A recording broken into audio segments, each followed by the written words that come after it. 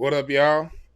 We are here. Welcome live to Hotep-ish, intelligent-ish talk, intelligent shit talk. But today we in focusing on the intelligent side. We get pretty ignorant some episodes, and other episodes we got information. Today is some information, a lot of what we need to hear, a lot of what we need to talk about in Black society.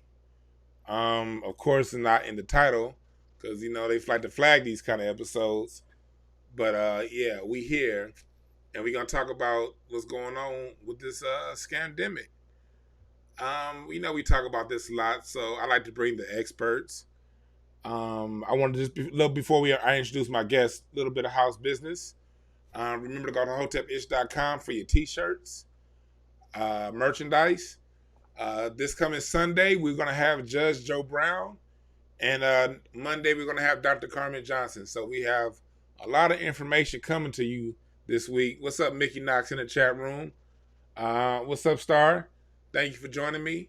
By the time 103, peace to you too. My moms, I'm definitely going to want y'all to pay some close attention to the people in the chat room today, because we're about to talk about a lot of things that they try to get banned off the internet, and we're going to talk to that real stuff like we always do. In studio with me today, my special guest, author of 36 books, broadcast journalist, scientific futurist, and clinical nutritionist. He's from a family of scientists and healers. His background is working in laboratory, cell biology, and cryogenics. Welcome my guest, very special guest, Baba Keidi Awadu. Thank you for joining me today. Greetings to you. Greetings to you too, my brother. Rocking this evening. And I hope we're getting a good solid stream. Every now and then the stream is breaking up, maybe about every 10 seconds. Let's hope that doesn't persist. I turned off everything else that would fight for bandwidth over here. So I think we got a good connection from this end. I think we got a good connection now. Yeah, so we are grateful to have you here in live in studio with us. Because we're gonna talk about some important things going on right now. We're still living in these coronavirus times. You have a lot of information. You've been studying what's been going on, and you've recently released some more information in a book called Panic. And you've been researching, basically for the people listening in. He's been researching and paying close attention to what's been going on since February, since we've been in these times. So he's here to give you information that we don't necessarily get from the mainstream. You know how it is, folks listening to Legitimacy podcast. Thank you. Salute for joining the chat room. We got to do like Marvin Gaye said. We got to pass it around through the grapevine. And we are here on the grapevine. And I'm so honored to have you in here, because we need to know what you have to offer and what you have to say, because most people ain't paying attention to what's going on. They're either watching CNN or they're all the way tuned out. So we need brothers like you who are watching, and you do have a post on what's going on. So we need you here now. Again, thank you for coming here to do this show. Wonderful. If I could just share one paragraph from the back cover of the book, I think ahead. it puts into context the fact that we are qualified to question and to challenge what is being put out by mainstream media, mainstream medical establishment, and government agencies, especially we people of African heritage who have an eminence in science since the dawn of civilization. And we also have a position relative to authority in this country that kind of puts us in a position of question everything they say and question even more of what they do. I'm going to share this one paragraph, and hopefully this come through. You let me know if this stream breaks up during the reading of this. In the light of historical review, decades from today, future generations will need to know that there was dissent against the story of the COVID-19 pandemic. I am proud to be one of the few voices dissenting against the distortion of science, which has characterized the coronavirus infection. Let us allow data-backed scientific evidence to have its say, unfiltered by self-interested propagandists that are exploiting the public's incomprehension of scientific matters. Hey, that's it. That's it. That's it. Because we have to question. They know there's something we've gotten as a people. We've gotten very comfortable with not knowing. But the position that we're in, we have to be the smartest people in the room. And when we, I have a saying that I say all the time on this show. Black people aren't in the position we're in because we're stupid and slow. We're in the position we're in oftentimes because we're misinformed. When you give black people the information, we tend to do pretty damn good with it when we know what's going on. And there's an undercurrent of people who aren't buying what they're saying. And we don't get represented, but we hear. That's right. We would love to think, and we're going to do our best to presume that people once given the truth and the pathways that truth will lead us to specific outcomes, specific destinies, that they're going to get excited about receiving this information and utilize it. You mentioned this is my 36th book out. I've actually completed, this book came out the last day of May, and I've actually completed 2 books since then. Oh. My new book gets real pessimistic, so maybe we'll save that for the end of the phone call, because, I'll be honest, in all of my books, I've been giving the larger population, but focusing really on the Pan-African development issue, our people pathways of redeeming ourselves, resilience, of creating magnificence, of being alchemists, transforming that which is dull into that which is brilliant. Fortunately, my newest book, Fade to Black, The Passing of a Great Race, documents how our people largely have ignored that information, as well as information from other futurists such as Marcus Garvey, Malcolm X, Amos Wilson, John Henry Clark, and Shekinah Jop. But we'll get to that. People do need to know why you and I and a number of others are very skeptical about this story of the COVID-19 pandemic, or as some would call it, Brother Dwan, plandemic. Pandemic? Yes. And for those listening, I know I got a lot of audience from 5150. Corey Holcomb brought this up on his show about the people. Sometimes some people they'll look at him a little bit crazy because he doesn't believe in what's going on, and it's so many of us that don't. But we're taught to feel like we're crazy. But as far as black people, we have historical precedent to be crazy. I'm sorry, not to be crazy, to feel this way and seem crazy to the people who haven't had our experiences. It seems crazy to a lot of our own people who kind of acquiesce, just kind of go along with the status quo. In the book, I do refer to this idea of the panicking liberals. And I'm not necessarily calling our people the panicking liberals, but our people have a tendency to latch on to liberalism and the liberal class in America. And many of those liberals who are panicking, pretending to be our friends, are feeding us with a terrible amount of misinformation, information we cannot use to empower ourselves separately. Listen, if America has 4.3% of the world's population, but over 20%, at one point over 25% of the COVID deaths, and if black people in America represent 0.61% of the global population, but 6.4% of the global COVID deaths, then we have to understand something's terribly out of balance, and maybe we need to get our insights from other sources than our panicking liberal friends. Woo! That's some hot talk right there. Than our panicking. I'm so proud to see this awakening that's going on with us right now, how we're now really starting to open up more to more ideas. We're going to get into the questions in a little bit, but this ties in for those listening to what's going on right now. We talked about it yesterday with the whole Ice Cube situation. And you see so many people mad at Ice Cube for at least talking to the Republicans. But you saw that from blue check Twitter. You saw that from the quote unquote mainstream.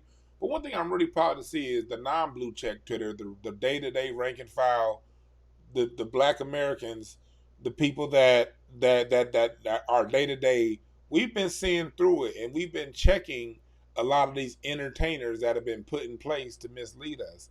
And Hmm. I don't like to, I'm not a fan of entertainers leading us in any sort of way. But at the same time, Ice Cube does have something good that he's trying as far as entertainers go. That's probably as high as he's gonna get what he's doing, and his willingness to step outside of the box. And you see the way a lot of the people who follow the mainstream ideals are reaching back. But I'm proud to say the people are standing up for more than we ever have for those who are stepping outside the box. And I think that's the growth and maturity we've had in the people over the last maybe what 5 or 6 years maybe. Hmm. So That's right. You know, when it comes to the book Panic, because it's a very radical departure from what comes across the news media, ABC, CNN, ABC, so MSNBC, all of the above, the alphabet soup, corporate control media. They have filled the majority of African Americans with a particular story that has us living in fear and in panic. A person can read 10 pages into my book and realize we have to let go of the fear, the panic, and the hysteria if we are to have any type of comprehension that is not only necessary, but it's absolutely critical to our own sovereign self development. We cannot be led around by corporate news media, especially when we look at the long history that's there. We realize they can't be trusted. If they can be trusted so much, which one of the corporate controlled news media telling us so much about COVID 19 and how it's disproportionately affecting us, which one of them will tell the truth about the U.S. government involvement in the assassination of Martin Luther King? Because that truth has been out for decades. Why won't they tell it?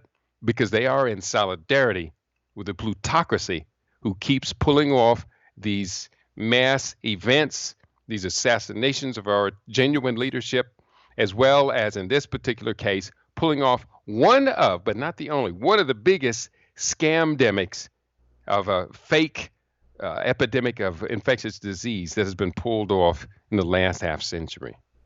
and if you think he's lying, if you're too young for this, the Dick Gregory and all of them got the information in the Kennedy King report was at 98, 99, when basically the government admitted to what their participation in his assassination.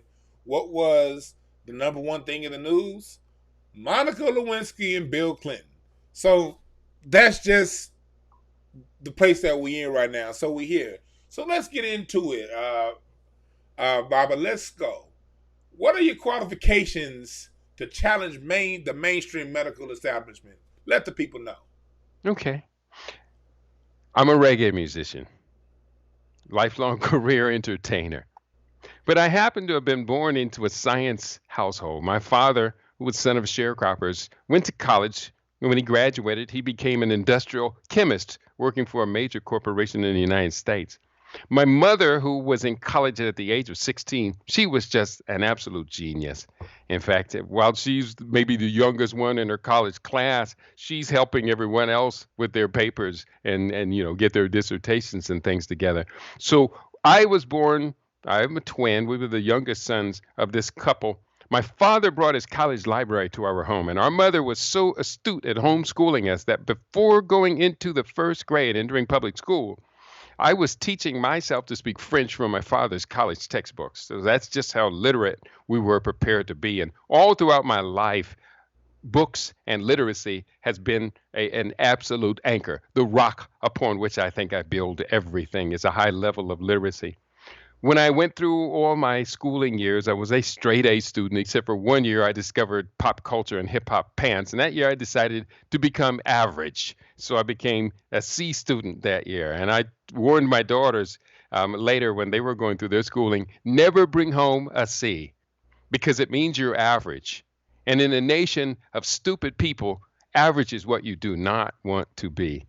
So when I graduated high school, believe it or not, nobody ever asked me, would you like to go to college? Very luckily for me, within a year after graduating high school, I got a job in a biological research laboratory.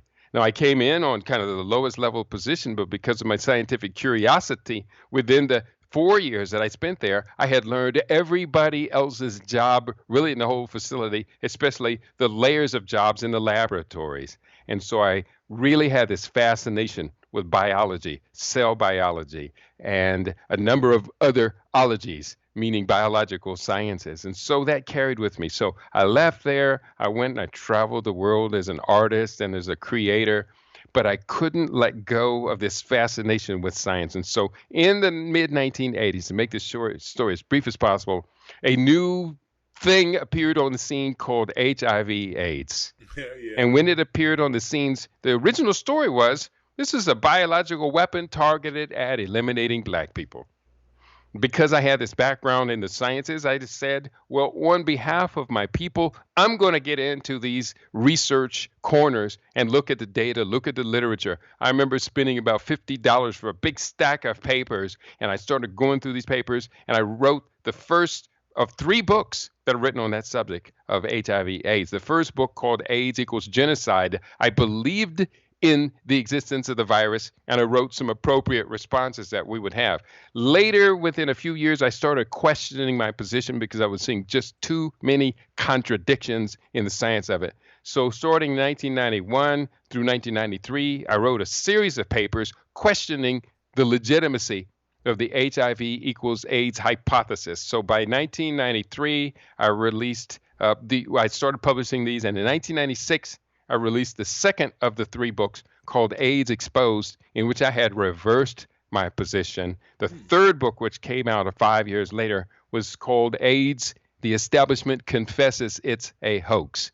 So much of our understanding of what COVID-19 emerges from overlaps with our comprehension that HIV/AIDS turned out to be one of the biggest scientific medical frauds of the last century. So, in other words, you done seen this script played before.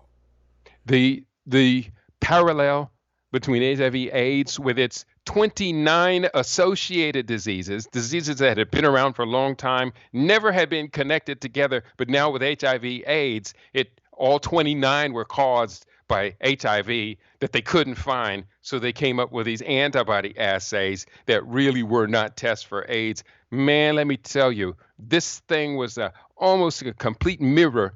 One big difference, though, it took 9 years from AIDS to go from its birth as Kaposi's sarcoma and a lung infection to 29 different diseases. It took 9 years to get there. But in the case of COVID, within 6 months, it is now at least 21 different diseases.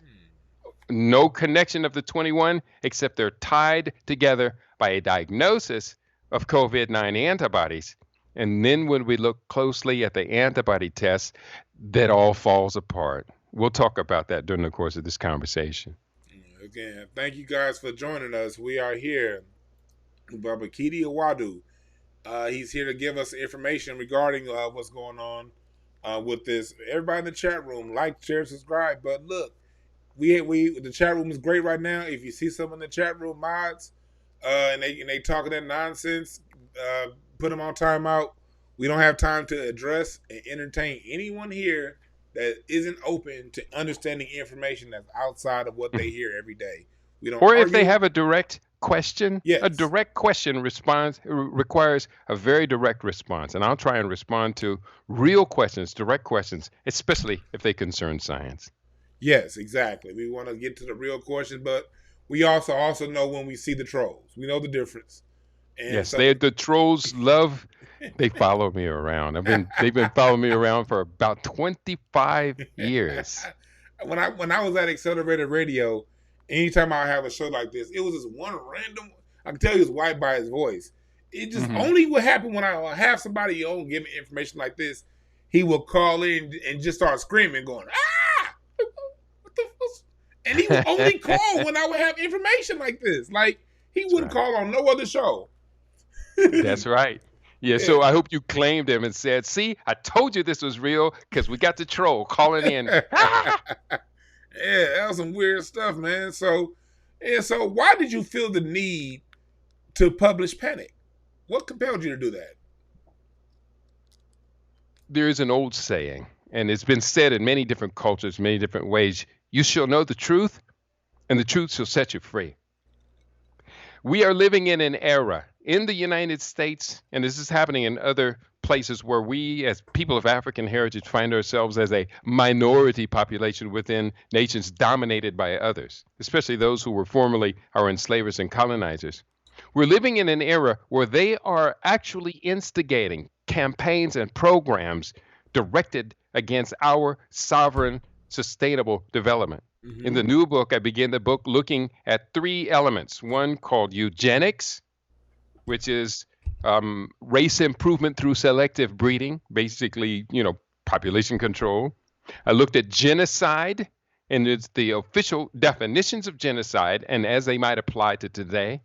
And I looked at the idea of race suicide, meaning we've been convinced to voluntarily engage in behaviors that essentially are the end of our people. So in the case of COVID-19, it fit this criteria of examining eugenics, genocide, and race suicide. So why did I feel compelled to write it?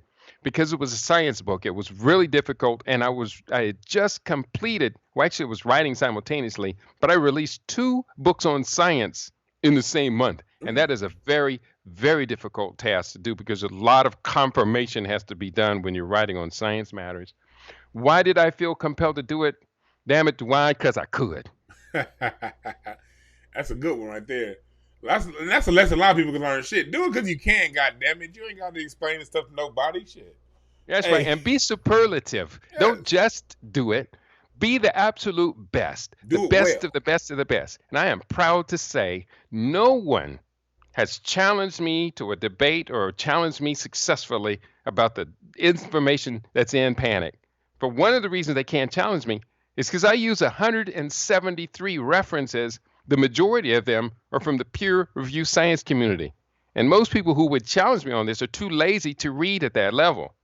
But this is what I do on a daily basis. I've been doing this for many, many decades. Even when I was a reggae musician, when we'd be in a town, traveling on the road in a town for some days, I'd spend my days going to the local library. I've been to the libraries at USC and UCLA and Johns Hopkins University and Emory University, where the CDC campus is located. So I know this research, I know this literature, and I've debated some of the world's experts in biological science fields. One time I debated a guy and beat him up so bad, when people asked me, what's your background? I said, I'm a reggae musician. See, I want to back some up real quick to point out the value in what you just said. You said as a musician, you went and you found the research and you would study and go to the libraries. For people who know anything about me, y'all know I love my history. And one of the dopest authors when it comes to history is J.A. Rogers. If you want to know American Black history, you got to read J.A. Rogers. But who was J.A. Rogers? J.A. Rogers was a Pullman porter. And what he would do is when he would go to different towns, he would have a day off and go to their library and research stuff. So we have to, oftentimes Black people will get, or not, and just because we're in this American mindset, we'll be like, okay, if this person didn't go to a white university and study exactly what they're saying they're talking about and get this level of degree, I can't listen to them. People don't understand that the university system is oftentimes set up to exclude the people who want to do this type of research and that doesn't conform to the things that they already believe.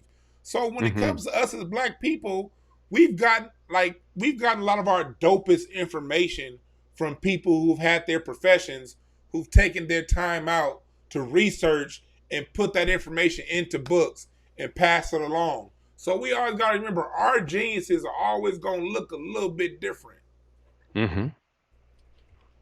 You have in the book, you stated when you first started study for this pandemic, studying for the book back in February 2020, key parts of the narrative made no scientific sense. What do you mean by that? When I first heard about this pandemic, I immediately went to look about what is the story, what is the science on coronavirus, to find out that there was not just one coronavirus. Coronaviruses have been studied since about 65 years, so they're nothing new. And much of the literature talking about coronavirus had said that they produce only mild cold-like symptoms. But this one comes seemingly out of nowhere. They talked about a wet market in Wuhan, China, and that story came off as bogus from very early on. And then they started saying, well, it's spreading. And knowing what we know about these antibody tests, it takes the body 3 weeks to maybe as many as 4 or more weeks to build up an antibody base to an infectious agent. And so then we ask the question, well, how are these early people being diagnosed later to find out they took some old off-the-shelf tests, antibody tests that were left over from SARS, which stands for Severe Acute Respiratory Syndrome, which is a perfect description of what's normally called pneumonia. Yeah. And they started testing people using these old SARS antibody assays. So we knew that very early on that the testing process was thoroughly corrupted. And when we look at this description, and some of the references to COVID-19 call it SARS-2, SARS coronavirus 2, severe acute respiratory syndrome, that's commonly called pneumonia.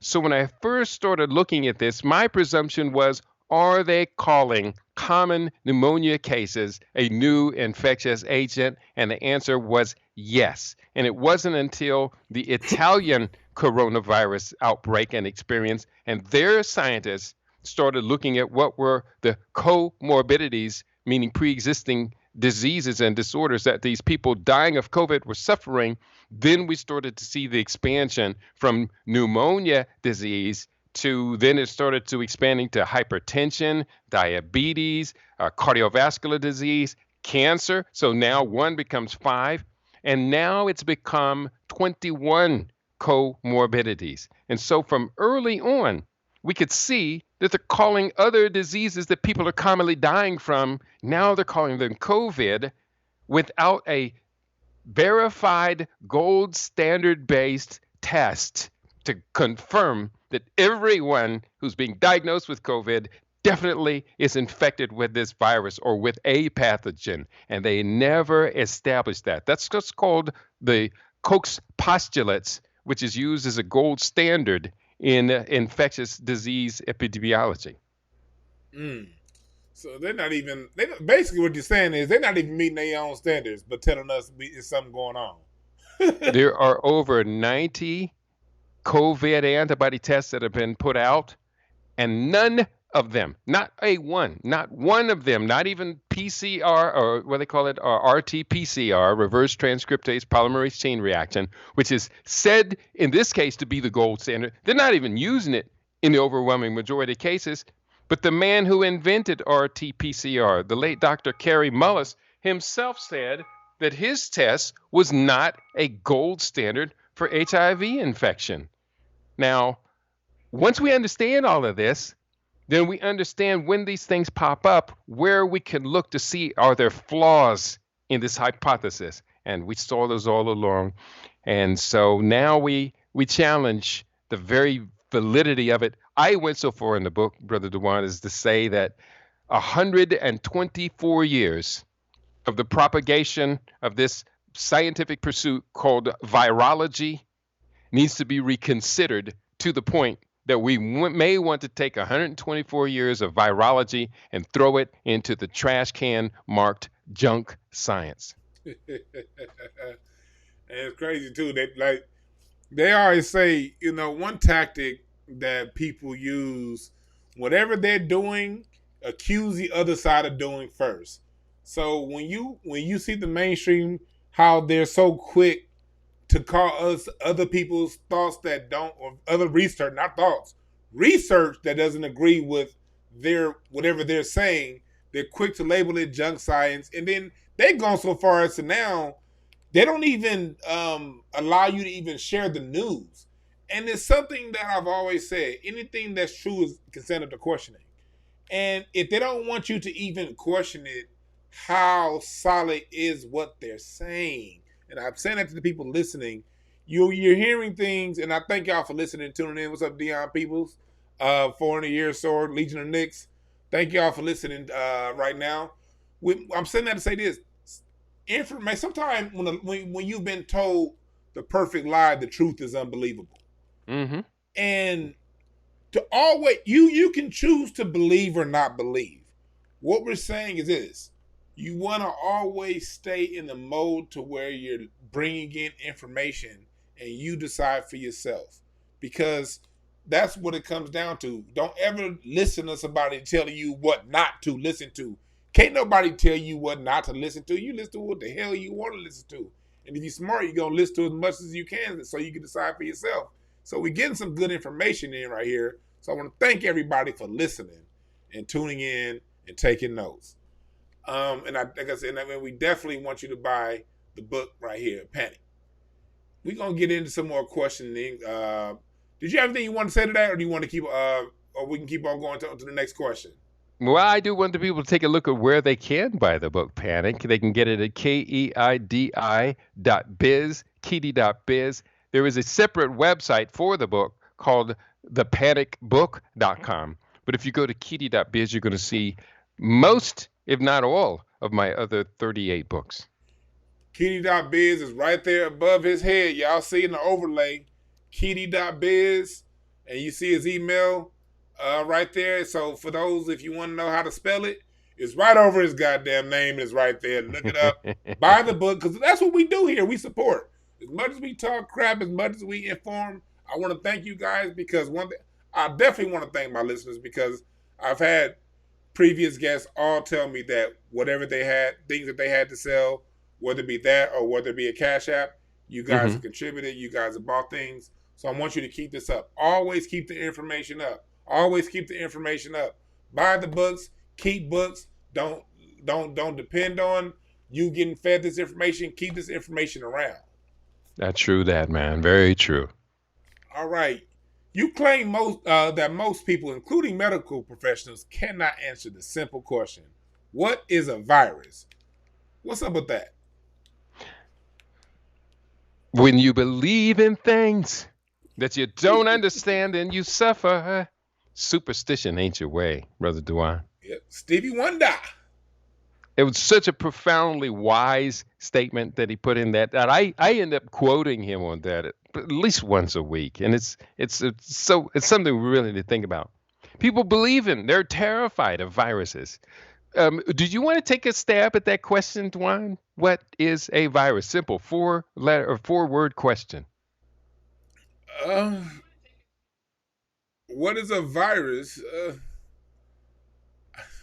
Help me out there, brother. Don't worry about it, because if I ask 100 doctors lined up, medical professionals, doctors and or nurses, what is a virus? They would probably give me a real long explanation, and even then, most of them wouldn't even come close to what it actually is. It's a fairly simple definition. Simple strands of DNA covered by a protein sheath. Now, we can get more complicated than that. You could say simple strands of DNA and RNA. DNA and RNA are essentially the same thing, only moving in different directions. If it's moving one way, it's called RNA. If it's moving another way, it's called DNA. It's covered by a protein sheath. Dr. Laila Africa, one of my colleagues, one of my dear friends, and one of our heroes, he's now an ancestor. Dr. Laila Africa said in his book, Nutricide, a virus is nothing but a piece of a dead, broken up cell. It cannot think, jump, react, or do anything else. I agree with that completely. I say in certain ways that a virus is nothing but cellular debris. Every minute, my body, your body makes 300 million new cells. Well, if we only made new cells and didn't get rid of old cells, then we just grow and grow and grow and grow until no house could contain us. So our body, therefore, must get rid of old cells, and it does through a process called apoptosis. Apoptosis is cellular death. Parts of that cell are recycled. Parts of it also are swept out of the body as cellular debris. And inside of each cell is a nucleus, which contains all these chromosomes that make up our genetic makeup, the DNA. So when a cell dies, these chromosomes break up into fragments and are then encapsulated so they can be swept out of the body through the numerous channels of elimination. But what happens when our elimination system falls less efficient than is necessary to maintain homeostasis or perfect balanced health? Then the debris starts to build up and it's trying to get out of our body by any means necessary. It might try and get out through snot. You might find it in excrement. You might find it in urine. Sometimes this cellular debris, these toxins and poisons, try and get out through our skin. And so if it's trying to get out through the skin, a scientist then goes in and examines that eruption and says, oh, we see these little DNA strands in there. That is a virus. Now, there's one other thing that people need to know. Exosome, E-X-O-S-O-M-E. Look up everything I say and verify that it is valid science. Exosome. When we look at the description of a virus, there is no way of telling any difference between a virus that's said to be causing ill health, attacking the body, and an exosome, which is a way that cells use to communicate vital information to other cells throughout the body. Our body has 3 internal communication systems: a nervous system, which is electrical impulses, bioelectrical or chemical electrical impulses. There is the glandular system, which uses hormones to communicate. And then there is the extracellular vesicle process, which is where exosomes are created. And it's the truth. Even the head of Meharry Medical College says that when he looked at HIV, he said there was no way of determining HIV was anything different than just a common exosome. And so they have taken common processes within the body, such as cellular debris, cells breaking up and the debris being swept out, and exosomes, which are communications from cell to cell inside the body, and they have diseased it. And they make us all terribly afraid. Last point I'll say about viruses. Viruses are ubiquitous. I have 2 references in the book that talk about how many viruses are being carried at any given time in Earth's atmosphere. And it would be like quadrillion to the 10th power type of an equation. Jeez. That on every square meter of the Earth on a daily basis, at least 25 million viruses fall out of the sky and land on every square meter of this planet. What's a mask going to do to protect from something like that? A mask that can't keep out a fart. If it were that good at keeping out somebody passing methane gas, then we'd have to get rid of the mask. I would prefer to smell the methane gas than suffocate. Yeah. Yeah, man. See, that's a great point you make right there. People are dying of COVID-19. I'm sorry. Are people dying of COVID-19, or is it something else that's basically killing people in large numbers in the U.S. and around the world? What's your take on that? There's really no evidence, and I've asked many people who believe in this to show me the evidence that has convinced you that COVID-19, which is one of 19 different coronaviruses that are said to be infectious that have been identified, 7 of which are said to affect humans: MERS and SARS and coronavirus. There have been a number of others. A number of them, such as porcine coronaviruses and feline and different animals. I mean, if people are talking about all these viruses and then they go home and their cat is sleeping in their bed, wait a minute. There's a little bit of contradiction here, because cats do get a form of coronavirus that has said to have been transmitted to humans. In fact, there have been some claims, even though they're probably really bogus, of humans giving coronavirus to cats. And that's just, they're saying that this year, COVID-19 being given to cats. And that's just absurd. Who's out here testing cats for coronavirus? That's just crazy. Damn cat test. So, but what are people dying of? And that's when we talk about the 21 comorbidities that I list in the book, one of which is called advanced age with geriatric features. And so in the book, I think it's on about page 18 or 19, we talk about these 21 comorbidities. And I can't seem to pull the page up right off the bat. So I'm just going to just relate to some of these off the top of my head. They do include acute upper respiratory infection, commonly known as colds or the sniffles. Acute lower respiratory infection, commonly referred to as pneumonia. Mm-hmm. It includes hypertension, which is high blood pressure, diabetes. It includes a number of other metabolic disorders. It also includes things like cardiovascular disease. Cancer is said to be one of the 21 comorbidities of coronavirus, and it goes on. Encephalitis in children. We learned that from examining the death of 5-year-old Skylar Herbert, who had a brain infection in the lining around her brain, the meninges, I think it's called. And she went to the hospital. They put her on a respirator, and then 2 days later, they carried her out of the hospital to the morgue. And that's just a terrible tragedy that this medical system, death by doctor, kills a 5-year-old child. And we don't have people in place to stand up and question the procedures that were used against this child for a brain infection. And so when we add them all up, these 21 comorbidities, Brother DeWine, if we remove the idea of an infectious agent, COVID-19, tying them all together, and we just look at these 21 different diseases, comorbidities, separately, but group them together, that would undeniably be the leading cause of death in any society. Of the 21 comorbidities, the majority of them make up the majority of the top 10 the top 10 killers in America. Yeah, you're right. Like you pointed out, cancer is a comorbidity. The NFL has a whole month of breast cancer awareness. That tells you cancer kills a whole lot of people. And so if you group cancer with other things that kill a whole lot of people, it's going to seem like it's a whole lot of people dying of one thing. So basically they're not dying of one thing. They're dying of 21 different things, at least, that we know of now. You're right. And here's what makes it even more insane and insulting. And this is why when I'm dealing with these professionals in the medical industries and they want to try and push this down people's throat, I ask them, well, what is what's the word? How many people in society per 100,000 are expected to get this and or die of it? A specific word, I'll think of it when I stop trying to think of it. But I say, well, let's look at cancer.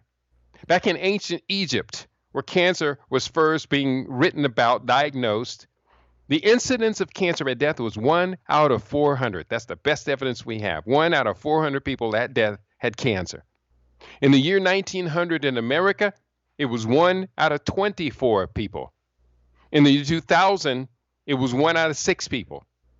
By 2017, it was 1 out of 3 people. And today, the incidence of cancer during one's lifetime in America is 2 out of 5, 38.4%.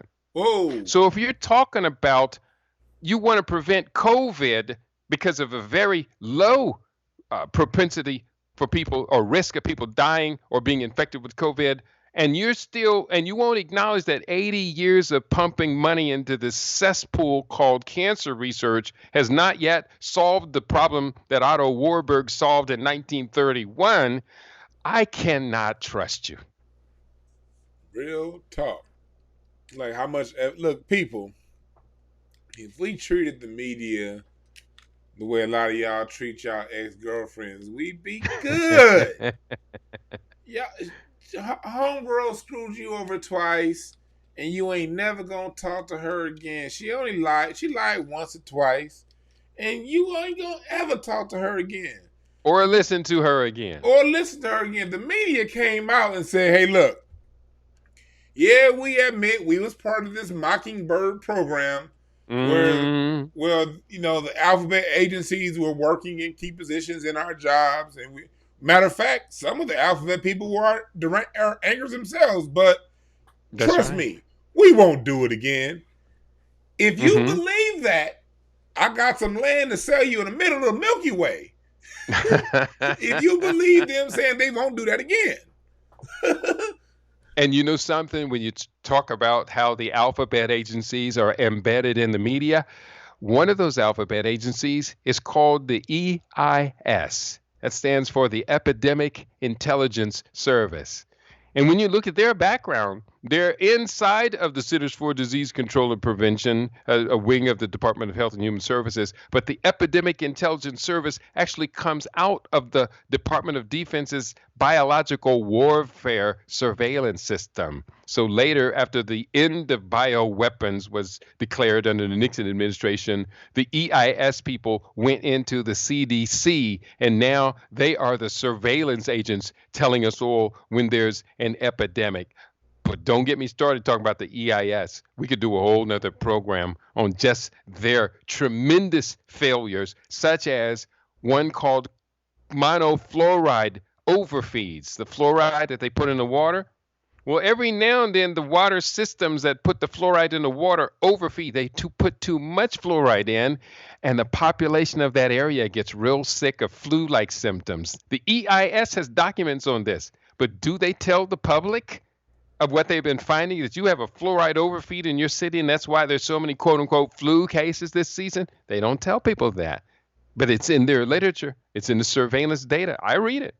See, look, that's why I'm so glad. I never heard of the EIS, and now I just Googled it. Tons of information. These are the people that's, okay, how to obtain information, and you can pull up copies. So look at this. That's why we like, I value you coming here. I value your information. And that's why I always tell people all the time, you can't always look for the official channels. The people that put us in this situation, they're not going to shine a light on the exit door. That's our job. True. So, and we, by the end of our conversation, I did mention to you I have until a quarter after the hour, and then I'll have to break away. I'm a correspondent on an African television channel, and we go live at this particular time every week. I'm very, very honored to be an international correspondent as well. I appreciate that, man. Before we even get that, so we don't lose time, tell them how to find that channel and be a program over there. Oh, the channel is from Kampala, Uganda. The organization, and you'll find them on social media, on Facebook, they are the Pan-African Movement Kampala. And the channel is called Report TV. And they broadcast live on local television there in Kampala. And I'm on with a panel, a group of people who are from the Pan-African Movement Kampala. And it's one of the things that gives me, Brother Dewan, an immense sense of pride. I'm deeply involved and what is taking place on the African continent. I've written 10 books now. This new book is another book on Pan-African economic development, because I say that ultimately the solution for this and so many other challenges that we as Africans in America, Afri-Amers, as I use the term, so many of the problems and challenges we face, the solution is we've got to become global again. We're not going to become global begging for justice on the streets of America, holding up signs and chanting chants that our grandfathers chanted back in their days. We're going to become global by uniting with 300 million other diaspora Africans around the world and 1.317 billion Africans on the continent in 55 different nations that are expected to federate and form the world's largest nation by the year 2051. Right now, the work towards that unification of the African continent is being done, and I'm very proud, Brother Dewan, to be involved in multiple countries doing that work. Dope. That's so dope. You're not just talking about it, you've been about it. And that's what I love, because a lot of people with the official letters behind their names sitting up in the office somewhere, arguing with somebody on Facebook about how many championships the Lakers got. Versus you that don't have the official titles, but the certified track record over 40 years of doing the work. And we encourage everybody. I can assure anybody listening, Brother Dewan, we all have specialized skills, talents, insights that we're born with. We're born for purpose, not to just be high-tech consumers. We were born for a purpose of creating a paradigm shift in our generation that will affect 21 generations to follow ours. We can write our names in history. It's the most important time in world history, is the time when you and I are alive. And we got to make sure that that's absolutely verified through the actions and those tangibles that we bring to the world. I'm excited about the future, Me too. but as you know, I mentioned my newest book leaves me very pessimistic about the outcome for African Americans. COVID-19 is further evidence that the program to work against us being in this nation, to literally eliminate us in whole or in majority from this nation's population, that program has been in effect and been acted upon since 1937. We have hard evidence. And unfortunately, in my new book, I predict that African Americans only have 45 more years left. And I lay out a bunch of data to why I came to that exact time span. Interesting information, because if we don't change how we're doing it, we can change it, but it requires information like this for us to do something about it. What do people need to know about COVID testing? When you believe in things, you know the rest of it, that you don't understand, then you suffer. COVID antibody assay. Again, they cannot find the germ. They cannot find the pathogen. They cannot find it. So they're looking for biomarkers of it. They say, well, if we find antibodies, that means you've been exposed to it. And if you happen to have a cold or flu or cancer or anything else, the reason you're sick is because of it, because you have these antibodies. So these tests are searching for what are called immunoglobulins. There's IgA, IgM, IgG. IgA is the active fighting element, the active fighting white blood cell. Yes. But that's very, very early on, and it's difficult to find IgA. IgM or IgA is actually the sentinels of your body discovering there's something in here. Then IgM is when the white blood cells are now in there doing battle. And then there are the IgG. Once the battle is finished, your body sets up a barrier so that if this comes back again, we're going to prevent it because we have the IgG immunoglobulin in place. The problem with that is that we've been exposed to so many things in our lifetime that we have a spectrum of these proteins to these different antibody components. There's just huge amounts of it build up. That was one of the things we discovered during the HIV antibody tests, is that they cross-react to so many other conditions. Many conditions were actually really quite common, such as multi-parous pregnancy. If a woman has 2 or more babies, she starts building up antibodies to HCG, human chorionic gonadotropin, and or is it HCG? Yeah, well, it's close enough for rock and roll. I have to sometimes go back into my scientific literature to get my acronyms right. But she builds up so many antibodies against this pregnancy that they show up as HIV positive. And so therefore, when you look at Africa, where women are still having an average in many countries of 6 children, 4, 5, 6 children apiece, well, 2 or more pregnancies, she's going to build up enough of these HLA antibodies. That was my acronym I was looking for, that show up as HIV positive. So it's the same thing with this COVID. I have in the research book 20 different references, scientific references, including multiple references from the test kit manufacturer's package insert themselves. In their own words, they have to admit to these things. And essentially, I can say with complete confidence, at this particular point, there is no proven, reliable, verifiable test for COVID-19. They always say if you want to lie to somebody, give them stats. So that's why you notice if you watch the news, you're getting your information from peer-reviewed science, what they're putting out. And the news gets that information too, but they don't share that. They just get these tightly knitted, nicely framed stats. And we all know stats can say whatever the hell the author wants them to say. So for people out there listening, just always know this. When people are always throwing stat, they're probably being deceptive. When they're sharing and regurgitating information from the peer-reviewed science, from the information, that means they're leading you down a path to where if you want to know more details, you can then find yourself. But they're at least pointing you towards the arrow, towards truth. When they're giving you stats, the whole point isn't to give you truth. The whole point is to tell you what the hell they want you to think. And many times we can take the very same statistics that they have put together and show how an absolute contradictory conclusion could be drawn from there in context. And that's one of the things that I do very, very well. They'll talk about the industry, medical industry, is not allowed to use the word accuracy with these antibody tests. They do not use that word. The media might do it, but the media doesn't. I know that's when the people in the media, you don't know what you're talking about because they don't use the word accuracy when they're talking about these antibody assays. They use 3 specific words. Mm-hmm. The first is sensitivity. Yeah. The second is specificity. And the third is positive predictive value. And in not one of the COVID-19 tests will they say the sensitivity is 100%, the specificity is 100%, and the positive predictive value is 100%. None of them. In fact, some of them, what they do admit to is so low that essentially, listen, if I'm a school teacher, Brother Dewan, and you're taking my test, and the outcome of that test, the best score possible is a 100, and you bring me a 57, there's a likelihood I will fail you. Yes.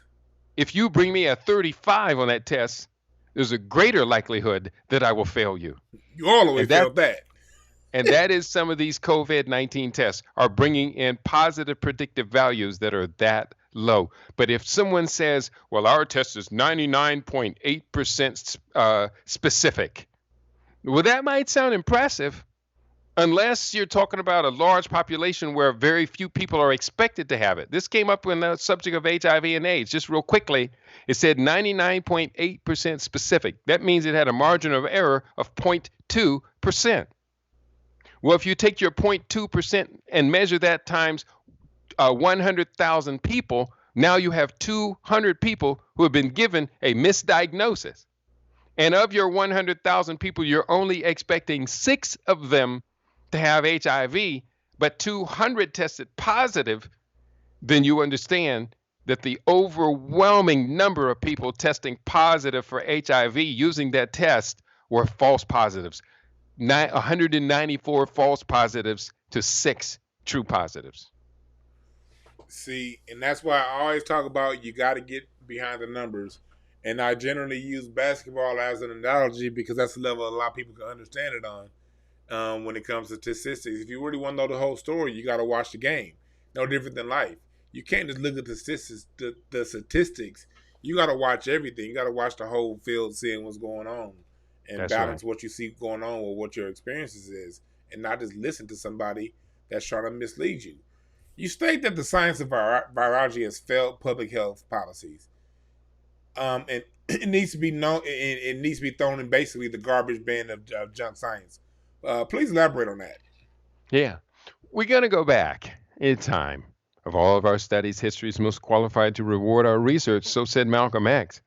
So I'm going to take you back to the 18th century when there was a debate between 2 French scientists, Louis Pasteur, and we know his name as part of the process called pasteurization. His theory was that the germ causes the disease, the disorder.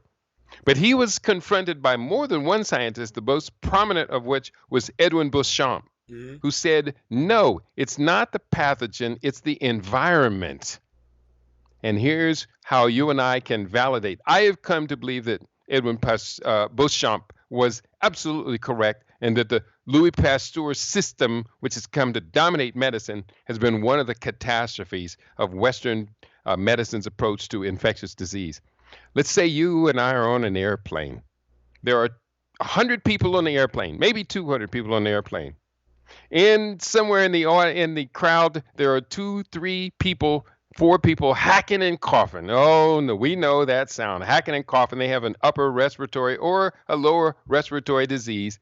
And now they're hacking and coughing, and every time they hack and cough, they are spewing droplets into the air, which are recirculated on an airplane's internal system. Now, they do have filters that filter the air, etc., but essentially, even before they get to filters, they're circulating and spreading. So theoretically, according to the Pasteur philosophy, if this pathogen can affect all of us, if all of us humans are susceptible to these pathogens, then all of us who have inhaled some of that debris from the sneezing and coughing would get sick. But to the contrary, we might find 2, 3, 4 other people on the plane might get sick, but the overwhelming majority do not. That is because our immune system is fully functioning. We're healthy, and the body can resist the constants of assaults. Every time you inhale, I inhale, we breathe in dozens, if not hundreds, of fungal spores that are just floating around in the air at all times. So the immune system works for most of us, especially when we have a lifestyle that supports it. So therefore, the idea that viruses or retroviruses and some of these relatively new discoveries itself are the causation of disease, I don't buy it. And for years, I have stated my opposition to viral theories of disease causation. Every now and then, I find somebody stupid enough to say, I'll debate you in public on that. And then that's when the fun starts. Question: is there a link between COVID-19 and 5G wireless? Of all of the many conspiracy theories that have arisen around this, and in the book, I talk about 15 different self interested groups that are so into this that they're spending a lot of time promoting the fear, hysteria, and panic about it. But among them are the conspiracy theorists. And there was one prominent woman who sounded like she had medical credentials. I think her name was something like Moskovitz, something like that. You probably saw her, or maybe around May or so. She was prominent for a little while, and then she kind of disappeared. She faded away. Yeah. But she claimed to have these credentials, and she was the first to say there's a link between the outbreak of COVID-19 in Wuhan, China, and the use of 5G wireless technology there. So I had to take a look at it, even though I was very skeptical. But I have been writing about the dangers of electromagnetic radiation since the late 1990s. So there is something very much to be concerned about. But in this particular case, is there a direct correspondence between COVID-19 and 5G wireless? And I could find zero credible information about it except for this one woman, Moskovitz. I think I'm pronouncing her name right.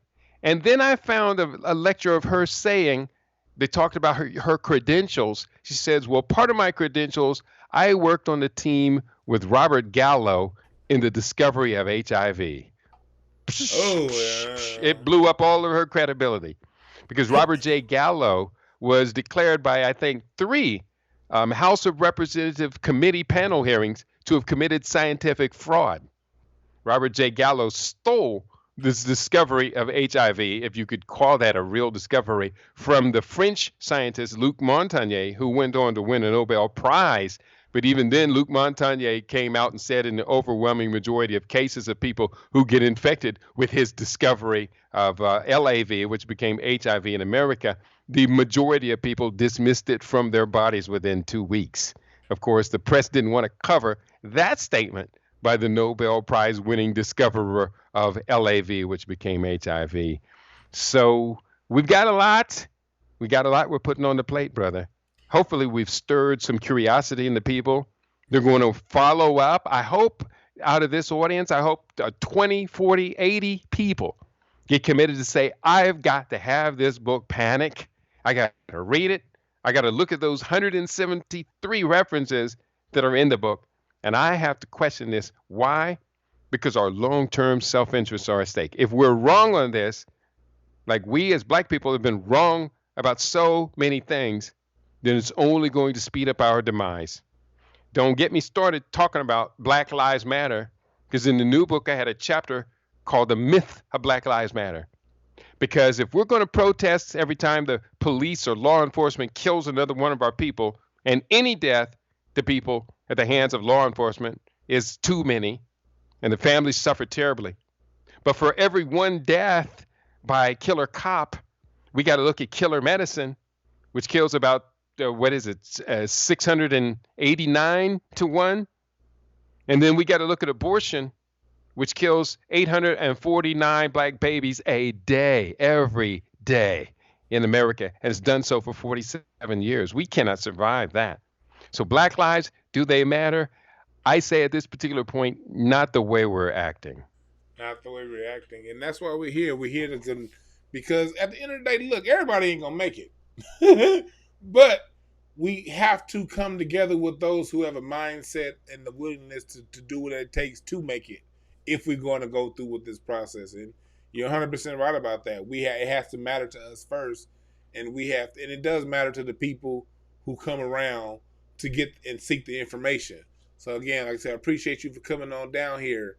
Why I got just a couple more questions. I know we got about 9 minutes left. Yes, sir. Um, so I just want to get through a couple more questions that I have, if you don't mind. Why are black people dying disproportionately from COVID-19? A number of reasons, and I do list them in the book. One of the main ones is called surveillance bias. If you find any particular group and you suspect that group is more infected, impacted by an infectious disease than others, then you're going to do more tests in that group.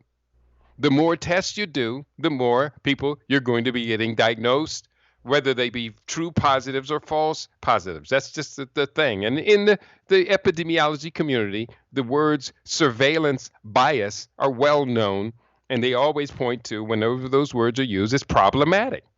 So number one is surveillance bias. Number two, when we look at the list of comorbidities, black people suffer more from metabolic disorders, from hypertension or high blood pressure, from diabetes. Black people suffer more from cardiovascular diseases disproportionately. Another reason is the healthcare system, as bad as America's healthcare system is, it's even worse for black people. It's bad for everybody. It's really bad, but it's even worse for black people.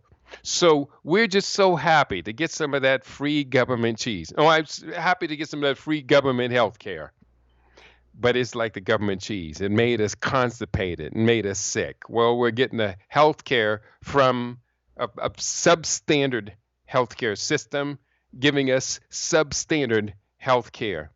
And so there are a number of other reasons. Also, we do know that immunology, the body's natural immune system, not necessarily the ology, which is the scientific study of it, but immunity is impacted by multiple stressors, including a list of over 17 that I compiled in one of my books, mental stressors, let alone biological or environmental stressors like too much exposure to poisons and insecticides and chemicals in the food, the soul food diet. I refer to it as chewicide. The most disease-causing diet of any ethnic group inside the United States is chewicide.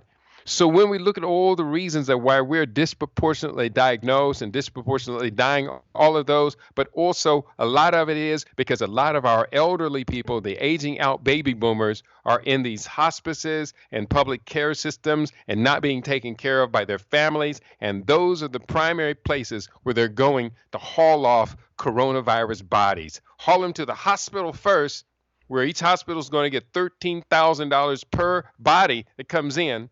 They're going to put them on respirators where they have to put them in a drug-induced coma to put them on a respirator, to which each hospital gets $39,000 per use of a ventilator, where on those ventilators, there's a much greater chance they're going to get what is called ventilator-associated pneumonia or hospital-acquired pneumonia. There's all these different types of pneumonias. Well, ventilator-associated pneumonia is a killer. It's been known about even before coronavirus, and it's gotten much worse. Some doctors say that 90% of the people with COVID who come in and put on respirators are going to die.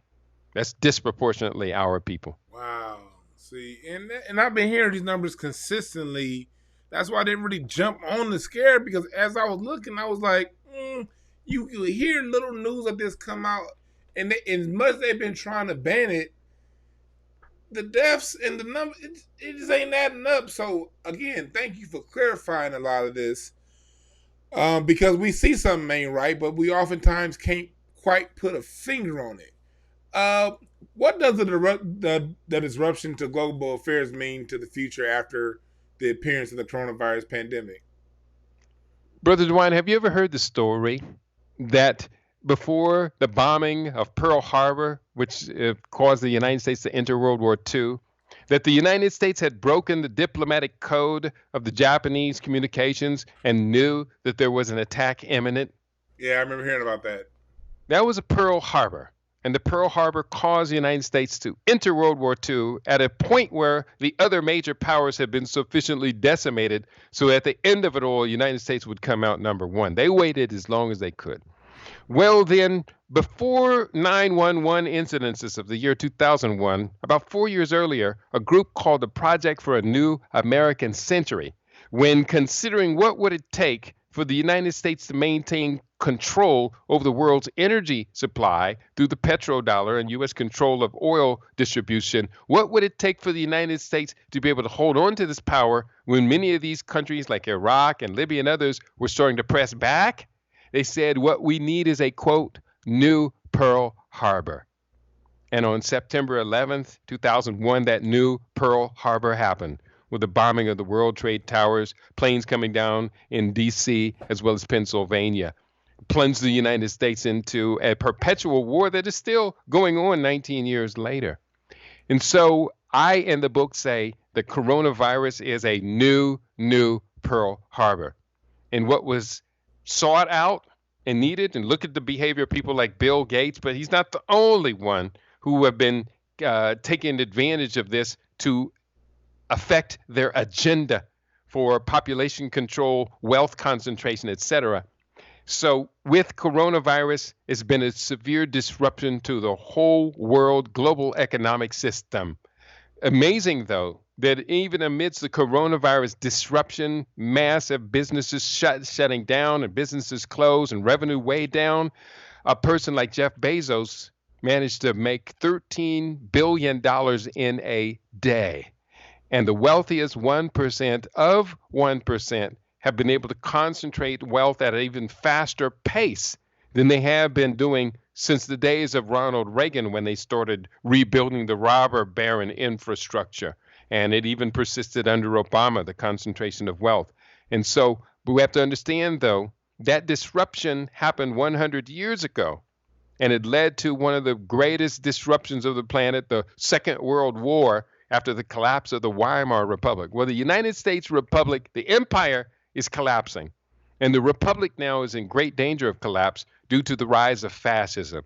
So we need to see the historical parallels, because in Germany, some of the people saw the devastation that was coming. They saw it early enough, and they got out. They left everything behind. They got out with their lives and their children's lives, and they survived.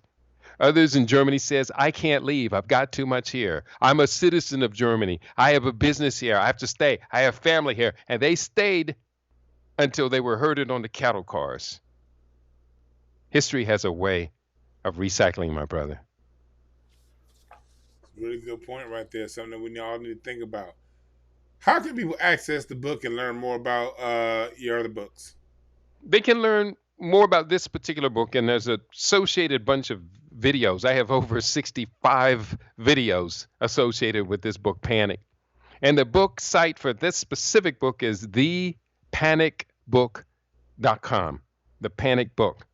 Also, if they want to see a broader collection, because what I do is really very broad. I have a lot of books on health and culture and all these other things. I'm really proud of this catalog.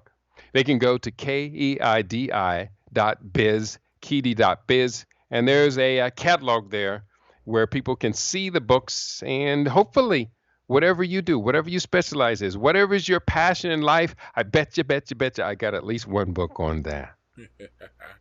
You guys see the website right here above his name in the title. I want to thank again my guest, Baba Keidi Awadu, for coming in and sharing the knowledge and spreading the information. Like we said, he gave us a lot of references. I want to thank, there she is in the chat room. Thank you, Yolanda Shorter Oglesby, for setting this interview up. I appreciate you. And let me tell you, just since you mentioned Yolanda's name, she has just been such a champion. From very early on, when I started putting these challenges to the orthodox mainstream narrative about COVID, she latched onto it very quickly. She's very, very bright, very astute, and wisely dissenting. So Yolanda, I know you're out there. I can't do but hug my microphone and hug my computer screen, but you got it right now. Thank you, Yolanda. Because I appreciate it, because she's been listening to the show for a while. She values the information, and she passes around the information. And that's what we gotta do. Again, this is the grapevine. That's what Hotep-ish, intelligent ish talk is, where we balance the profound with the profane. And we like to crack jokes and have a good time, but we also like to share with information. Again, I'd like to thank you. I know you have another show that you have to get to going, so I appreciate you for coming on again. You guys see his information, and salute to you. Thank you again. guidance and protection to you, my brother. This has been a great interview. I really appreciate what you're doing, and I will be tuning in and telling more people, Hotep ish. They ain't talking no ish. They talking truth that can set us free. Peace to you, my brother. I appreciate you, my brother. Thank you again. Yeah, man. So let me go ahead and sign up out of Skype. There we go. And while you're doing that, I'm going to sign up to my mailbox where somebody's going to send me a Zoom link. And in a minute or two, I'm going to be in Kampala, Uganda. That's right. That's right. Like I said, have you been to Africa? We'll talk soon. Yeah. Have you been to Africa? I need to go soon. I plan on going when this scamdemic is over with. Well, you don't even. Well, yeah. Like things are starting to open up. They're starting to travel, and but I do. I've been able to accompany about 200 people for their first trip. I've been there 7 times and hoping to go there in just a couple of months for at least 2 or 3 more trips this year. That. We definitely need to talk about that because that's kind of the trip I want to take. But yeah, all right. Man, I know you got to. I'm going to jump off the horn, catch this next conversation, guidance and protection. I see my invitation to go to Africa. I'm doing that right now. Peace, my brother. Peace, brother. There we go. I want to thank him again for coming in. I want to thank y'all for listening, man, because look, this is what it is. Take the information, research it, look it up. If it ain't for you, let it go. Like, again, we always say there are no perfect messengers, only perfect messages. Every message ain't for everybody. If this message was a little out there, then it's a little out there. Don't trip.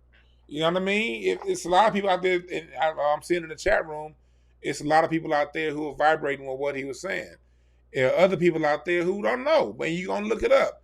However it is, man, I just want to put the information out there, man, because just as much as I like to talk shit and joke, and I love talking shit and joking around. I love it.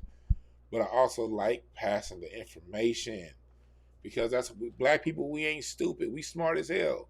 We just misled. Thank you, Mr. Dion Peoples. Dion, you a smart motherfucker, man, in the chat room.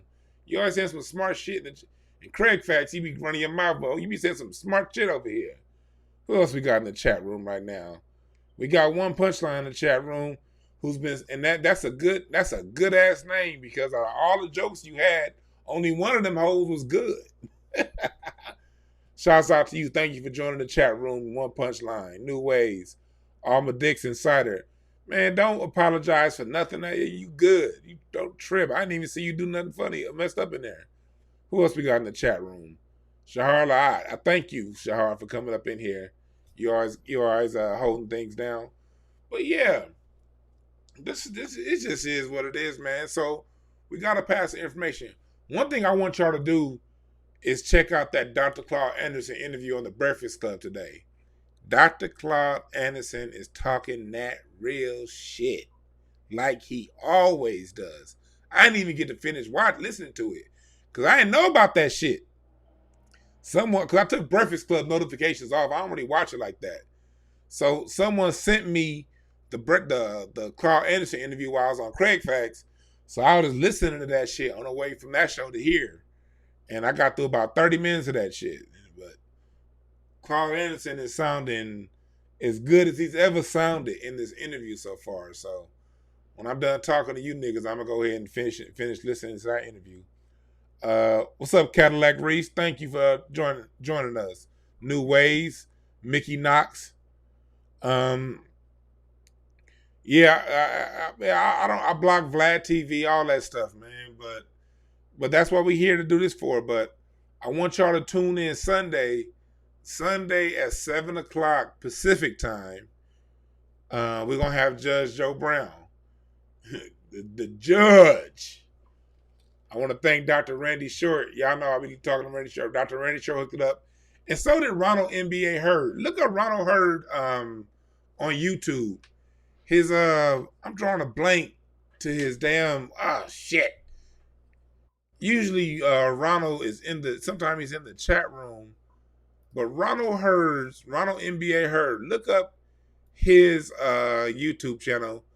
He's matter of fact, he's a person that used to interview Dick Gregory all the time.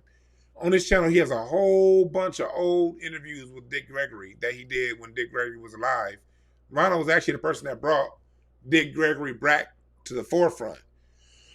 He's also the person that really put Judge Joe Brown out there, because Judge Joe Brown, we know he was doing this show, but wasn't nobody checking for Judge Joe.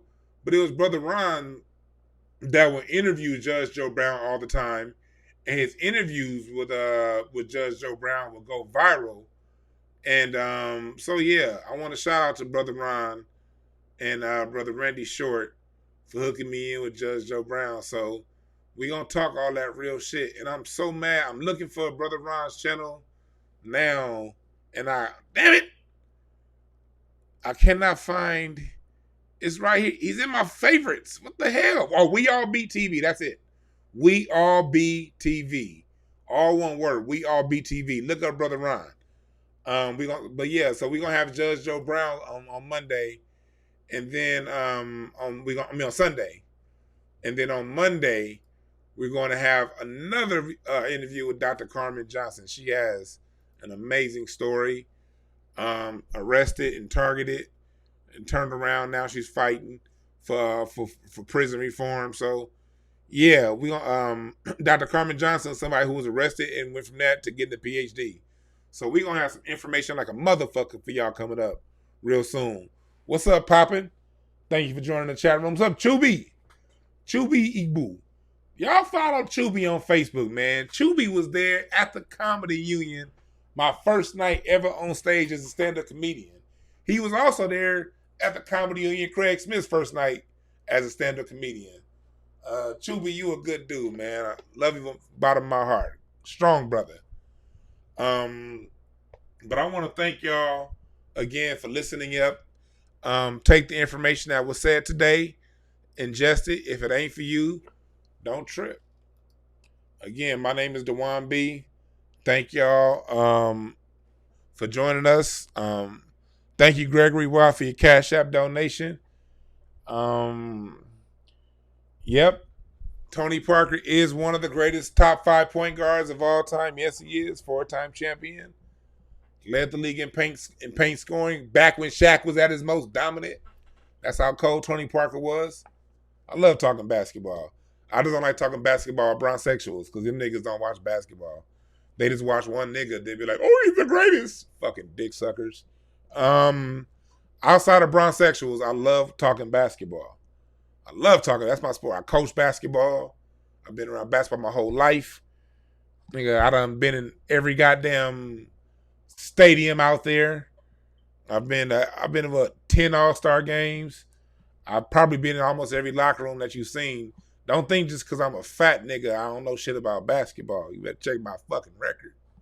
And I'll kick your ass on the court back. Well, not now. My knee fucked up. But back then when I played, I would. Yeah. Oh, what's up, Dope? 333 Hertz. Buy that album. He was on Dope DTM. He was on Craig Facts earlier, man. I fucks with you. Is that you? I think that's you. Shit. I think that's it to him. But man, the brother we had on Craig Facts had some dope ass fucking music, dope videos. Craig be having some dope ass guests. I used to have a basketball talk show called Sports and Things. I did that show. Cam Gnarly. Yes, Rick, 333 Hertz. Get that man's music. Cam, here it is right here. I'm putting it up on the screen. Cam Gnarly. There we go. I'm gonna leave that up there. Dope ass music, man. I love and respect what you do. Yeah, you was a guest. I just wanted to the reason why I had to make sure, because I can't see no pictures, and it'd be niggas faking like they somebody else. Cam Gnarly, yeah. But I used to do a show. It might still be, some shows still may be up on Blog Talk Radio and on podcasts. But it was a show called Sports and Things. And it was with somebody y'all hate. I mean, I don't know if y'all know that dude Ryan Hollins that be on ESPN, that be giving all them terrible ass takes. It was a show I did with him. It was me, Ryan Hollins, and my boy Larry Goodwell. Larry Goodwell, he gonna be on Craig Facts in 2 weeks when he come out to LA to visit. You're gonna see Larry. He got this long, ugly, stupid ass beard. He used to do this show with me every week, but Larry Job be having him all over the place on Thursdays. So he can't do this show with me anymore every week. But that's my dog. Me, him, and Ryan Highlands used to have a sports show called Sports and Things. And it was actually a pretty good show. I did the same thing where I talk sports, but I tied life and talk real life shit and tied it into sports. And it was a dope ass show. You know, I don't bring that show up to him because I don't fuck with the nigga like that. But at the time when we had the show going on, it was a good thing. But I stopped doing sports talk because I just got tired of all these dudes that would be like, but LeBron's a good father.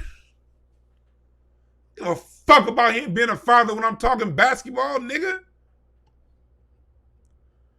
Did nobody say that shit about nobody else? Like, it's like, dude, it's like, you can't talk basketball without these grown ass men wanting to bring up their fetish when he don't even belong in the conversation. Like, chill. Like, he a great player, but I ain't gotta bring him up every fucking time I talk basketball, nigga. Like, chill. It's a lot of great players.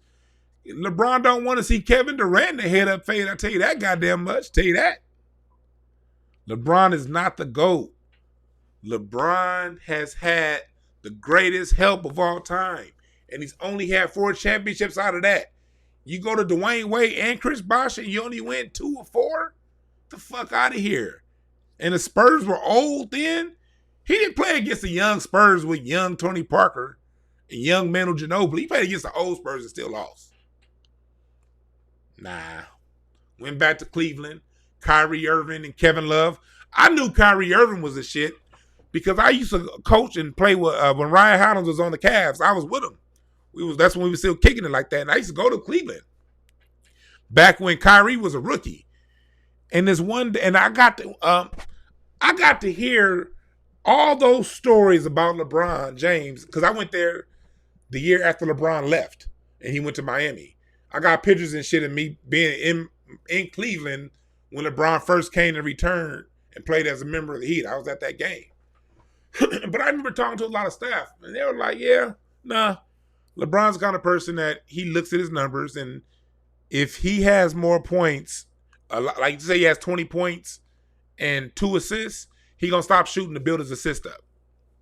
If he has a bunch of assists and not enough points, he gonna stop passing, he gonna build his numbers up. LeBron's a numbers guy. He see you got 20 points and he got 16, nigga, you ain't getting the ball the rest of this game. This is getting shot the other way. That was in a conversation I had in Cleveland years ago. And I just saw, there's a few coaches that was telling me that. And I just observed like, yeah, that's what the nigga do. He great, but, you know, I'm not taking away his greatness, but stop all that extra shit, man. You had Dwayne Wade. Then I remember this one time and I'm about to get off. I'm talking a lot. But I remember Kyrie Irving when he was a rookie. I remember one day Ryan Hollins said, come on, Rook, get my bag. Trying to play that veteran rookie shit. This nigga Kyrie looked at Ryan and was like, nigga, you a bench warmer, and kept walking. But Christian Thompson, those square ass, picked up the bags. Like, nigga, I've been behind the scenes for a lot of this shit when it comes to the NBA. So I speak from that perspective. But anyway, man, I want to thank y'all for listening. Thank you, Dion. This is a good lane. Focus, but variety is good. Yeah, that's what I do because there's a lot of variety in life, man. You can't just be on some shit. I hate when niggas be like, the one, man, you smart. You be passing information. Why you be cussing weed, smoking so much weed and cussing and talking about people so much? Cause I'm a nigga, that's why. God damn it.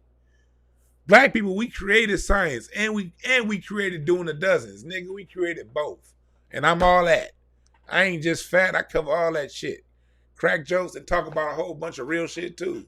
Don't ever let nobody box you in. Fuck that shit. I refuse to let motherfuckers box me in.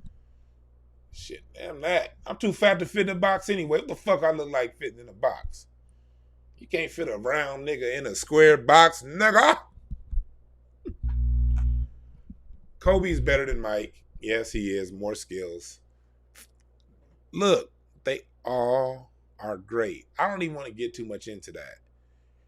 I only see people as greats from their era. Mike was the greatest of the 90s. He was. He was around in the 80s too. Wasn't fucking with Magic. because Magic was the greatest of the 80s. Kareem was the greatest of the 70s.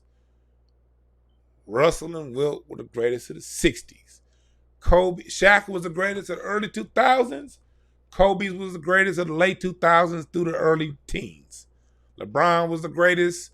I think that Kevin Durant's been the best player in the league for the last 3 years, personally. Kobe and Mike, they're definitely selfish, but you need Magic and you need Mike. I love Magic. Look, I'm a Laker fan at heart. Magic was my childhood favorite player ever. Kobe was different. Kobe was my favorite player that I watched my whole career, my whole life. You need a Magic to pass to a player like a Kobe. It's not a fight between the two. I think you need them both on the same team. Brother Deion Peoples. About the Mickey, you say you want to have a conversation about the realness of the league championship. What do you want to know about the realness of the league? This championship ain't shit. Even though I'm a Laker fan, I'm gonna take it because I hate the Celtics. So yeah, we tied with the Celtics, bitch ass Celtics. I'm gonna take that. But it's an asterisk by this championship. It's an asterisk. Anytime you ain't gotta travel, I can't put that season next to a season when the players had to actually travel, because travel makes a big difference in player performance. It's like when you did 3 games in 2 nights, that third game, we did do 3 games in 5 nights. That third game, you probably gonna have dead legs and get blown out. Travel makes a difference than playing inside some fucking bubble. The bubble's the Drew League. Also, Poppy, you say you want to share more stories about my comedy? I'm gonna do that. I'm gonna do that. Because in comedy, it's like comedy's a small circle. So a lot of the people that y'all all know, most of us, we've always just been around. As a matter of fact, I was on a phone with Freeze Love this morning, and me and Freeze was talking about this whole Trump and Biden situation, and I love and value Freeze Love, man, because he's a real dude. Always got real conversation and real wisdom. Freeze is a big brother to me, man. Freeze is a big brother to me. Check out Big Love for Corey Holcomb. I just started doing 5150, man, but I'm like y'all, man, I'm a Corey Holcomb fan. Fuck all that. My first time doing 5150, I was nervous as hell. If y'all go back and look, my second time doing 5150 I was a lot more relaxed and fun. But I'm gonna tell y'all something. The only time I've ever been nervous on a podcast was the first time I did 5150. I've been doing different people's podcasts for a long time. This shit don't faze me. But when you've been watching 5150 and you been one of the chat room goons sometimes, since I don't do the show live too much, so I'm not always in the chat room, but I've been watching that shit since 2015, and 5150 started at the Congo room, and that was my first year in comedy. When I first started comedy is when they started the 5150 at the comedy room, and the night that I used to have where I met Craig, after my show on Monday nights at the Comedy Union, we would go down, not Craig, but like me and some other comics. I think Craig may have come sometimes, but it was kind of a tradition. After my show, sometimes we would go down to the Congo room and we would catch the end of 5150. So, yeah, man, so to actually do 5150, that first time I was nervous as shit. And I went the wrong way because I thought it was one direction. I didn't put the shit in my navigation because in my head I'm thinking one thing. I go up the 110 to the 101 and the shit was the other way. I'm like, shit. Got there right when it started. Man, yes, Dion, Darlene is very fine in person. But I want to tell you something about Darlene. Darlene is a very sweet, nice person. I love Darlene. My first time meeting Darlene was when Freeze had his show. When me and Show had that show together back in 2016, 2017, sometime around there. Darlene, she just came to support. Like, hey, she came, and Darlene was mad cool. And then so now she's as genuine as she seems on the show, that's who she is. And one thing I appreciate about Darlene, I don't know her well, but the little interaction I've had with her, she's a 100 person, and I see how she really holds things down. Yes, Star. Darlene is definitely a sweetheart. Like, She had that her energy. She has a beautiful energy about her. I be seeing some of the shit people say about her in the chat room. I be like, yo, chill, like it's jokes and everything, but nah, Darlene, hold it down. You know what I mean? And of course, we ain't gonna agree with everything D say.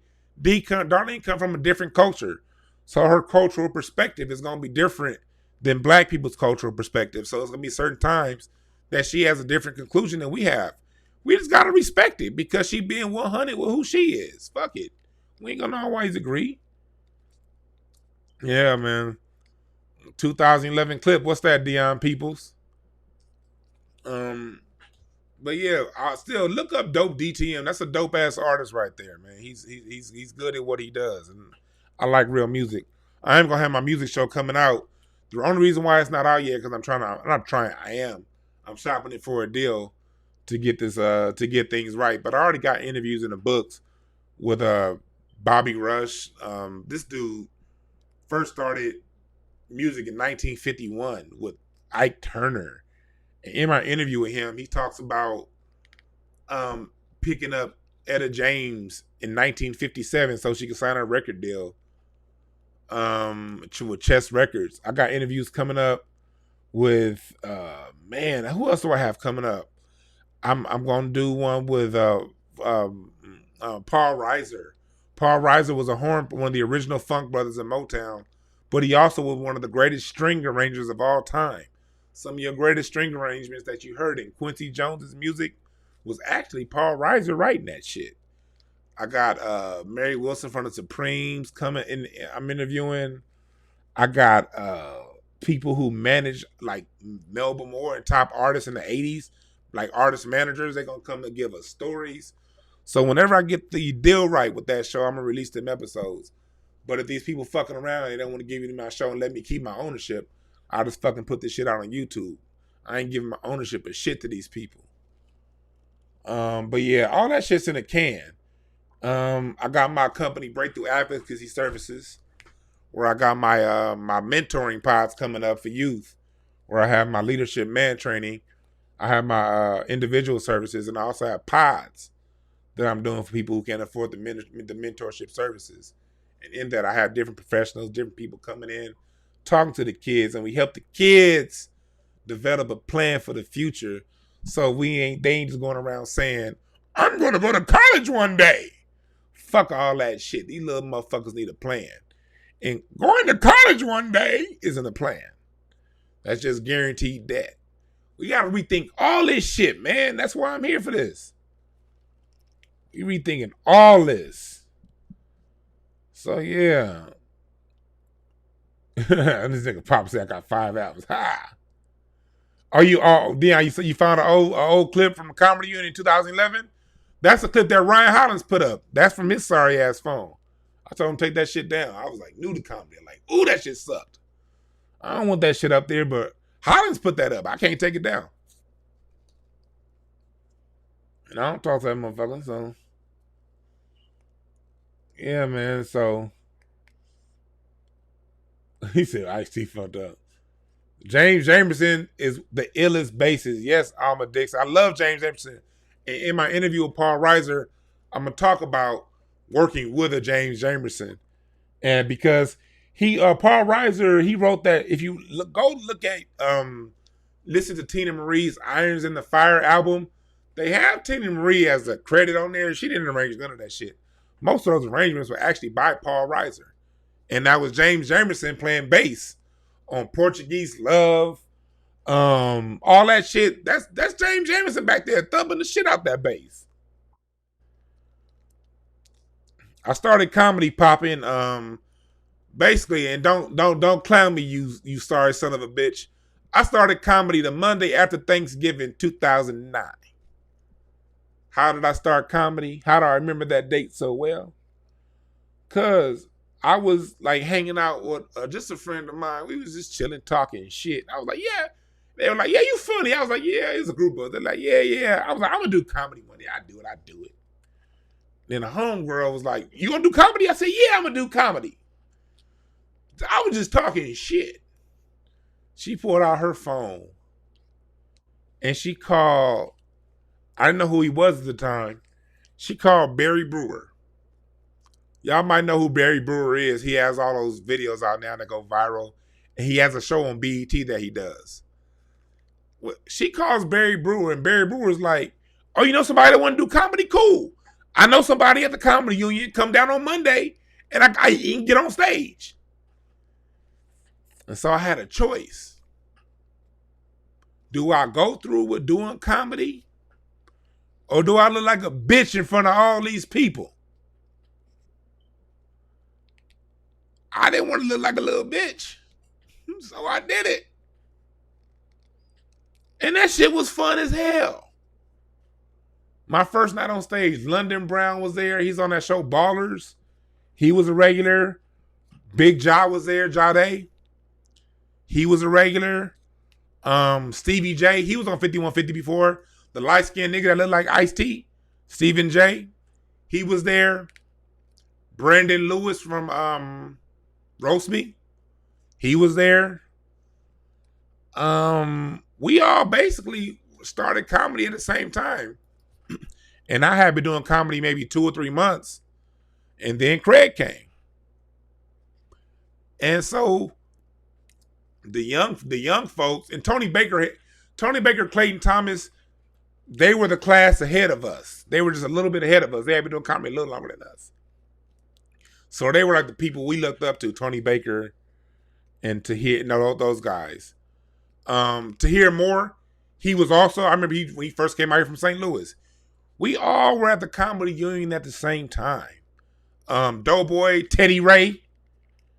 Brent Taylor was my DJ. When I ran that show at the comedy union, Brent Taylor was the DJ. This nigga Brent would DJ, run downstairs, and do his time. That's one thing about LA, man. You never know who you working with. Who knew? That's just crazy shit. When I think back to 2010, I gotta pull up some of those pictures. They're on my Facebook page. If y'all my Facebook friends, and you go back to pictures from 2009, 2010, you're gonna see dozens of pictures with Craig, Jade, London Brown, all these niggas y'all see that are on. To hear more, all them roast me niggas. Yeah. And I said the story before, I got the call for Roast Me. Because before Roast Me came out, we used to be on Facebook, me, Teddy Ray, Craig. And this is all of my Facebook history. Y'all look this shit up. We would just start just roasting each other. And we would have these Facebook roasting sessions that would go sometimes 6-7 hours. I don't roast like I used to. I used to roast like popping. I used to be able to roast and go on niggas 7-8 hours a day. I wouldn't stop. Now my head is just more so on passing out information. So I can get niggas to get them up off me, but I can't go in like I used to. I just don't think like that anymore. But Teddy Ray called me. This was like 2015, 14. And I had just done like 2 or 3 videos with All Deaf. And then none of them shows go nowhere. Like, they didn't put my Twitter. They said it was going to be one thing. When I got there, it was something different. And All Deaf was ran real janky back then.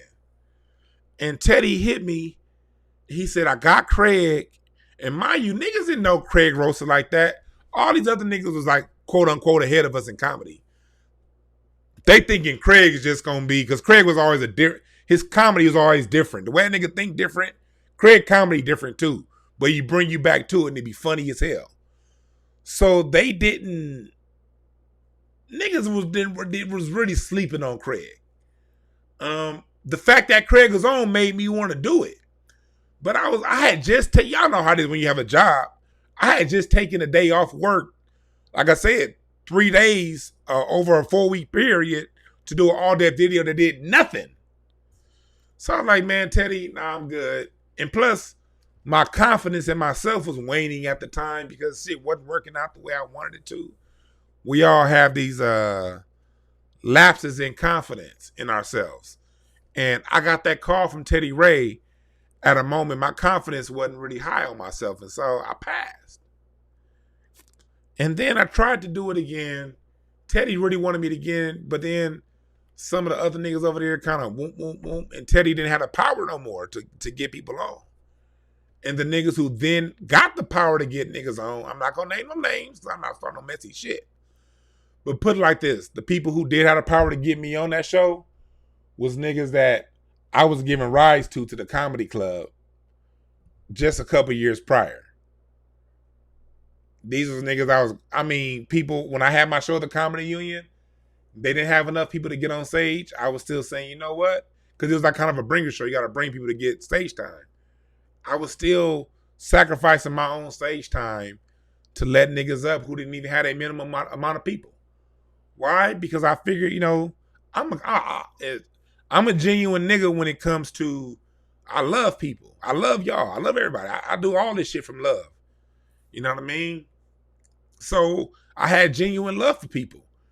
And I don't necessarily want nothing in return directly, but when you have the power to put a nigga on a show like that, you would think you would look out for the motherfuckers that will pick you up from your house and take you to the comedy clubs when they have to and didn't charge you gas money. No, it wasn't Kev. I don't really know Kev on stage like that. It wasn't Kev. It wasn't Patrick. I don't really know either of them like that. So they were just they weren't around the Comedy Union. So it wasn't them. But I'm not gonna say the name. But I would do that, and I don't have any regrets because at the end of the day, what's for me is for me.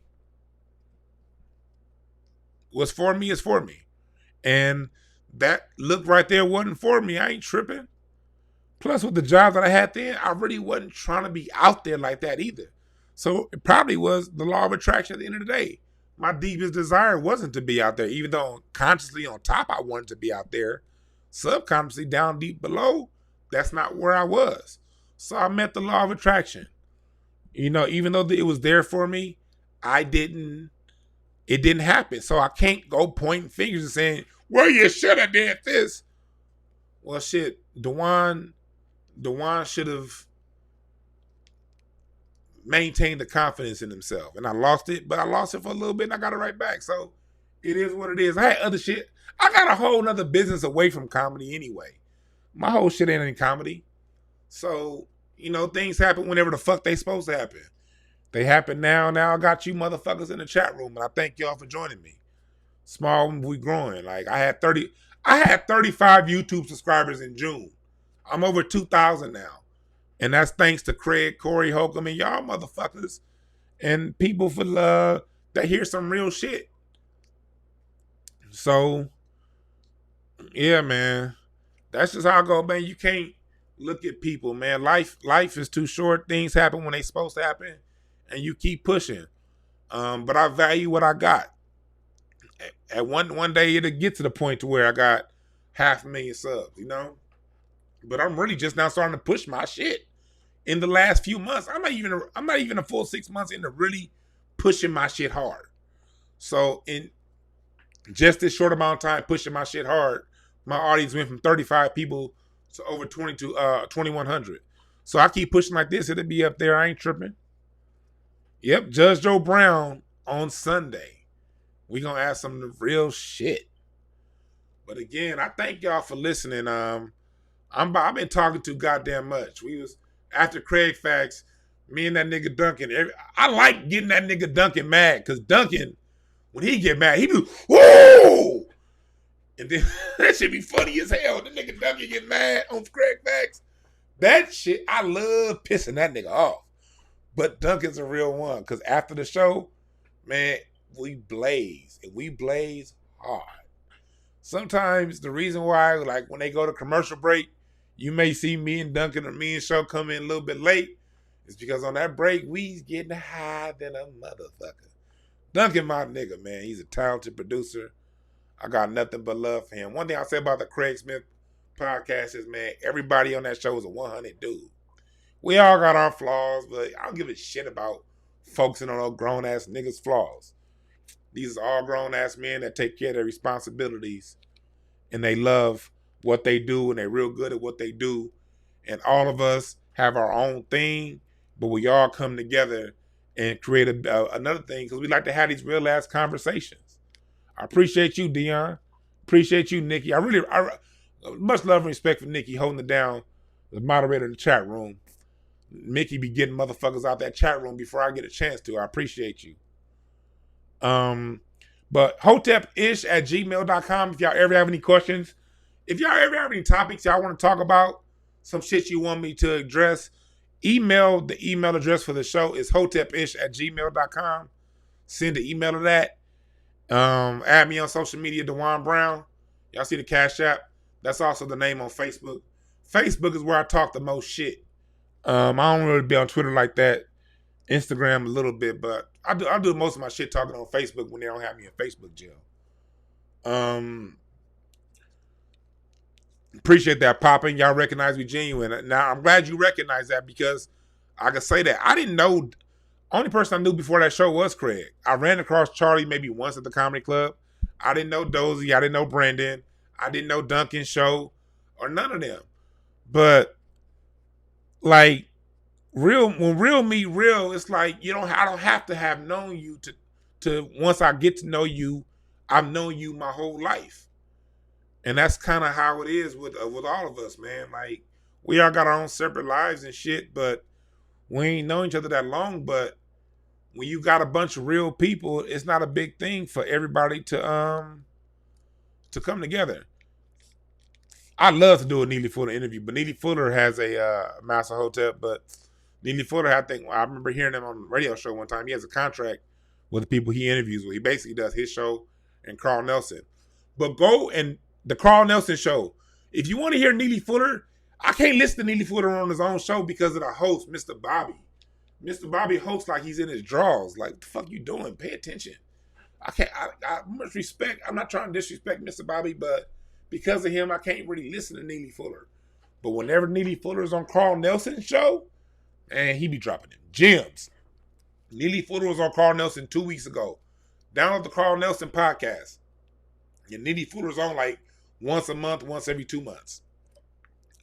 If you want to hear Neely Fuller spitting.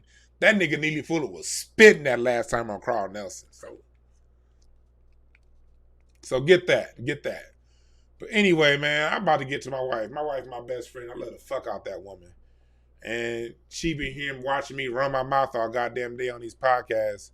I know she up in the other room like, when this nigga gonna shut the fuck up? I'm about to shut the fuck up now and go see my wife. Remember this. There are no perfect messengers. Only perfect messages for those who are willing to listen. Thank y'all again. Email me at hotepish@gmail.com for show ideas, questions, Cash App, hit me up. Thanks.